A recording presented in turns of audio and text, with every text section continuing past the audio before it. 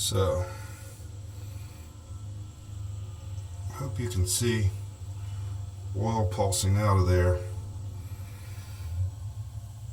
It's kind of hard to film, but hopefully you see the oil flowing out. Yep, I know you can see it now. And what's going on there is two Teflon seals in this clutch assembly. I guess they're kind of like clutch slave pistons. They're leaking oil out of there.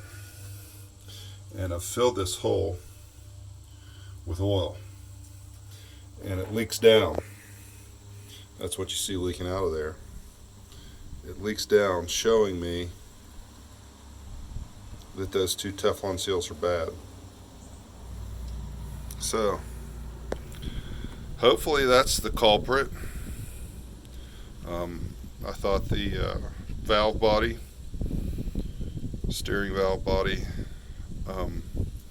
had some issues, and I think I do need to go back and put some seals in that and order some new seals for this. I've been using Florin Tractor out of California, Florin. I understand that they're going out of business sometime in probably 2023. They're trying to sell out all their inventory. But anyway, hopefully they stay in business long enough for me to get this machine up and running. So this is video number 10 in my Clutch Quest series. Please like and subscribe. So what's happening here is this is a 1969 Caterpillar D8H, serial number 21259, I believe. And the left clutch isn't working. It's not getting enough pressure to push that, I guess you'd call it slave cylinder or clutch cylinder, out of the housing and into the clutch assembly and exert pressure on the clutch springs to activate the clutch, engage and disengage it. And I thought it could have been a number of different things, but hopefully it's the hydraulic seal.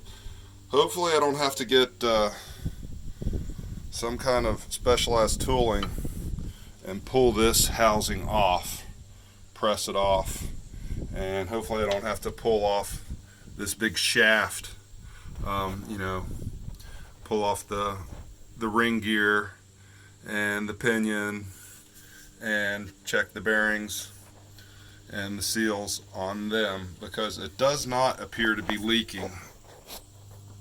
It does not appear to be leaking down here around the pinion.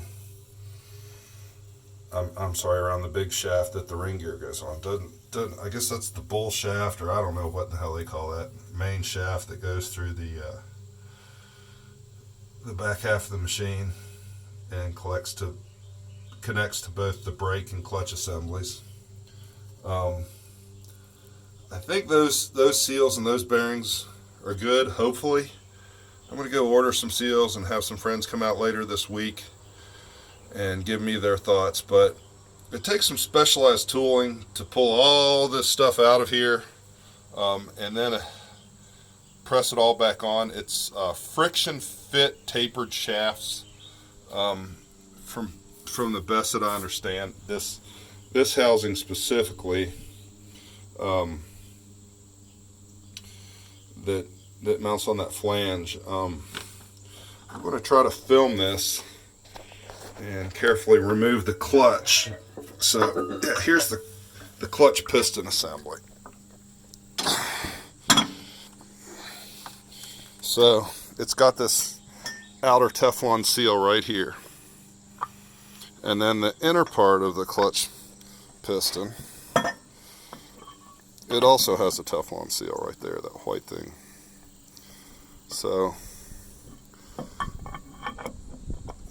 those are easy enough to replace. They actually have a little break in them right here. See this little break?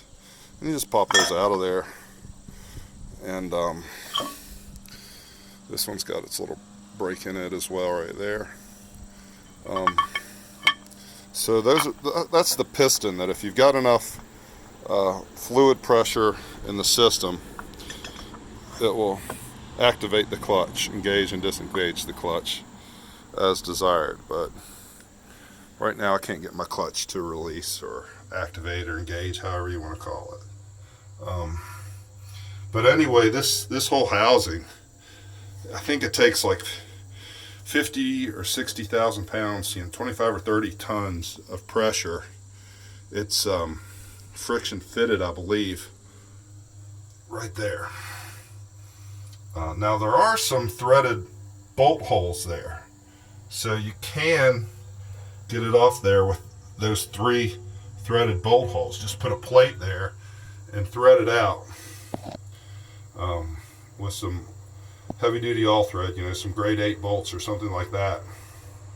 So you can make a little press to get it off that way. But then to reinstall it, woo, that's a whole other trick. So hopefully I won't have to mess with that and deal with the seals and bearings that are on that yellow housing. And part of this side over here, on that big bolt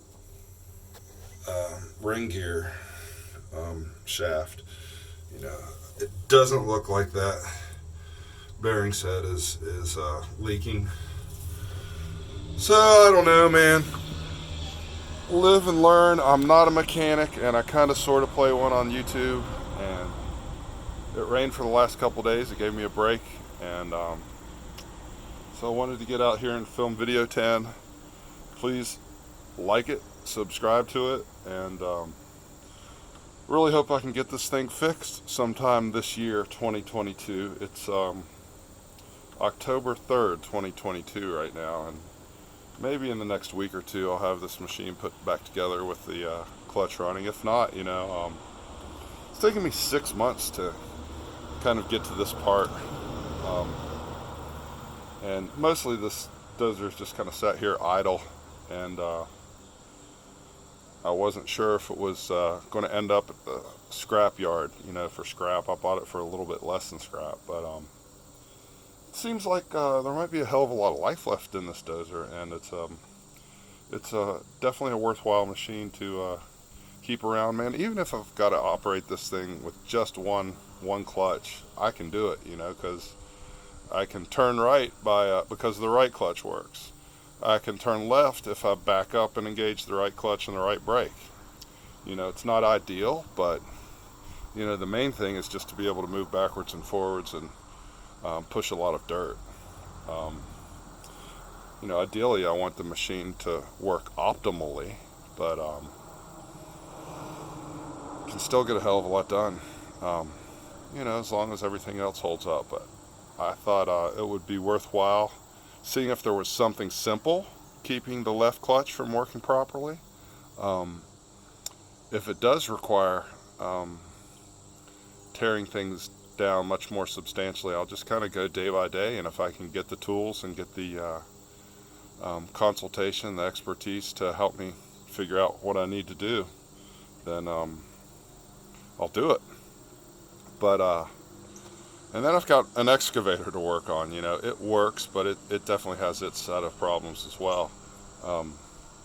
But I looked on the internet, looked on YouTube for a lot of content along these lines, and there's very little that I've been able to find specific to the bevel gear housing and the clutch and the brake on an old Caterpillar D8H.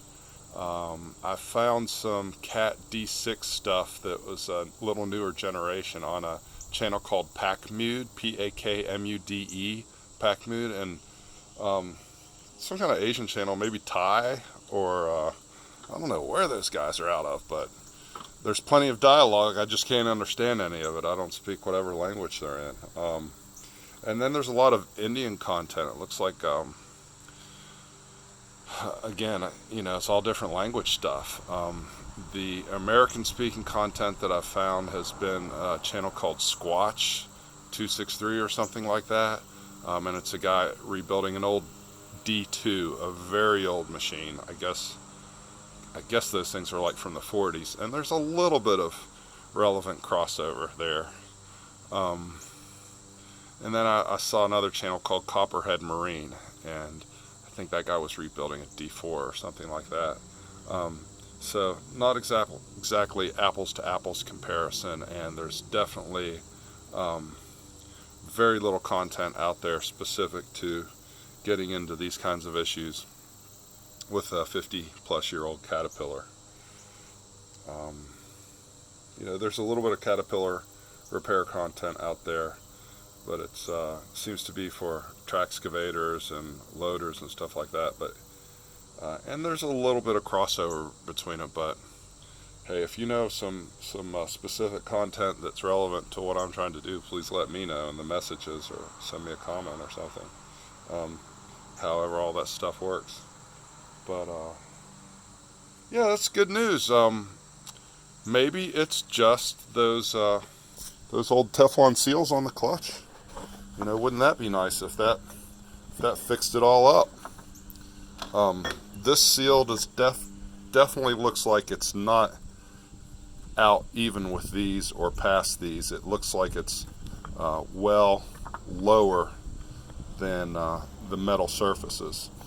And the same could also be said of this seal as well. So, you know, I don't know what it's like when oil's going through there, and you know how these should be spec'd out, but it certainly will not hurt to replace those seals. And it seems like they are definitely an issue, if not the issue, because they're letting oil leak around them, as I demonstrated in the video. And that's a great simple test.